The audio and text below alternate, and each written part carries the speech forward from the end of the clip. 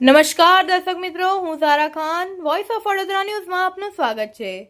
પર ઈંડા ફેંકવાની ઘટના બાદ ફરાર થઈ ગયા હતા રાજસ્થાન પોલીસની મદદથી વડોદરા પોલીસે આ તમામને ઝડપી લીધા છે અને ઘટનાનું રિકન્સ્ટ્રક્શન કરવા માટે પોલીસ જે છે આ ત્રણેય જે માફિયા ગેંગનો જુનેદ સિંધી છે, આ ઉપરાંત સમીર છે અને અન્ય એક આરોપી છે તેને પોતાના વિસ્તારમાં લાવી છે। જે જગ્યાએ હુમલો થયો હતો એ વિસ્તારમાં આ ત્રણેય આરોપીઓને લાવવામાં આવ્યા છે। અગાઉ પણ પકડાયેલા આરોપીઓનું પોલીસે સરઘસ કાઢ્યું હતું અને આ માફિયા ગેંગનું સરઘસ ગેંગના સૂત્રધાર છે અને તેઓ